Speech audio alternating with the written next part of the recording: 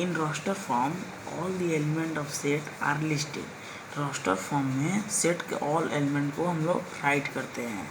The element are being separated by comma. Element को हम लोग कॉमा से सेपरेट करते हैं। जैसे रोस्टर फॉर्म में ये होता है कि ऑल एलिमेंट को लिस्ट करना होता है, सभी एलिमेंट को राइट करना जरूरी होता है।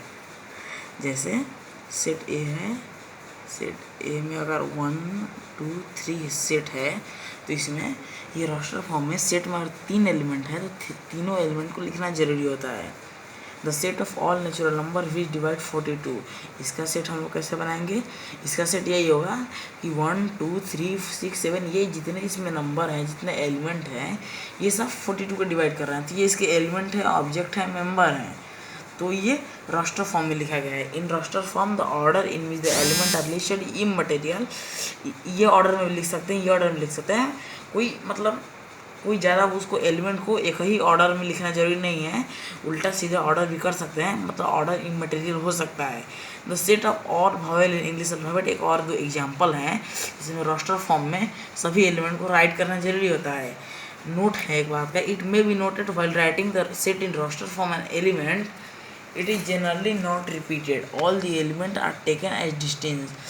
कहने का मतलब है जैसे एक सेट में हम लोग को स्कूल लिखना है तो हम लोग को इसमें वो 2 बार नहीं लिखना है। आप लिखेंगे तो गलत नहीं होगा, लेकिन ये लिखना आपका वेस्टेज होगा हार्डवर्क का, ये कोई ज़रूरी है नहीं। एक वो भी लिखेंगे तो आपका काम चलेगा। और ये रोस्टर फॉर्म में ऑर्डर को, एलिमेंट को जनरली रिपीटेड नहीं करते हैं। अब बात आती है सेट बिल्डर फॉर्म की। सेट बिल्डर फॉर्म में ऑल एलिमेंट ऑफ सेट पर कॉमन प्रॉपर्टी, सभी एलिमेंट के सभी सेट एक कॉमन प्रॉपर्टी दिखाते हैं। नेमली विच इज नॉट प्रोजेक्ट, जो सेट के बाहर के जो एलिमेंट हैं वो प्रॉपर्टी नहीं पॉजेस कर सकते हैं, वो दिखा नहीं सकते हैं। जैसे इन दी सेट AEIOU, इसमें हम जानते हैं कि सभी अल्फ़ाबेट हैं, इंग्लिश अल्फ़ाबेट के सभी वॉवेल हैं। इसमें कोई अदर एलिमेंट नहीं है जो इस प्रॉपर्टी को पॉज करे, इसके अलावा कोई वॉवेल नहीं है। तो इसको अगर हमें सेट बिल्डर फॉर्म में लिखना है तो ये तो रोस्टर फॉर्म हुई, इसमें ऑल एलिमेंट को हमने लिस्ट किया, लेकिन सेट बिल्डर फॉर्म में एक प्रॉपर्टी बना देते हैं। ये ब्रैकेट का मतलब है सेट ऑफ ऑल, इसका अर्थ होता है set of all, set of all. और ये कोलोन है जिसका मतलब होता है कि मतलब सच दैट, इसको मतलब होता है सच that. X is a vowel in English alphabet. The element of set by using a symbol X, any other symbol like YZ. Element को सेट में हम लोग एलिमेंट को छोटे लेटर से दिखाते हैं। और यहाँ पे कॉलन है जिसका अर्थ वो होता है, इसका अर्थ क्या है?